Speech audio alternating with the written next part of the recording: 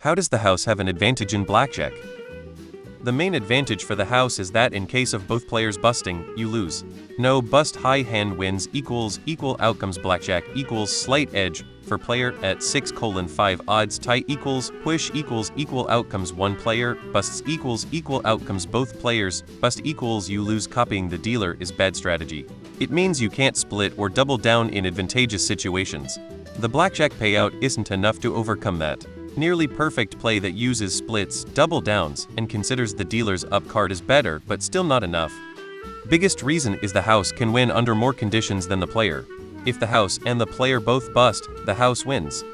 It's got something to do with the dealer always playing last and allowing the players to bet, go bust, etc. before they have to do anything. If you play by the books, they have about a 52 advantage. To answer your question more broadly, so that it applies to basically all table games, the house knows the mathematical probability of every single possible outcome happening. Then they determine bets and payouts such that, over time, the average loss will always be a little or a lot bigger than the average payout. I think as well as the bust rule, you actually need to beat the dealer.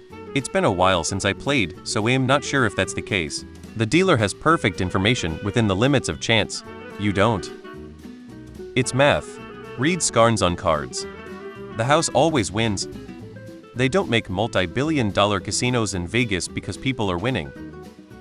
And beyond the odds, from a very practical perspective, volatility is going to wipe the individual player out in the incredibly vast majority of circumstances before the casino. Most I play blackjack with is 2K, even playing the game perfectly, though I can run through that 2K pretty quickly and have to stop playing. Whilst 2K is a rounding error to a rounding error for the casino. It's a curious game. The house has a bigger pocket. Card counting is not cheating. The dealer plays a 6-deck shoe, but doesn't play it all the way. This makes counting cards a lot more difficult. The players all play first, and most casinos stipulate the house wins on ties. These are all the advantages they need.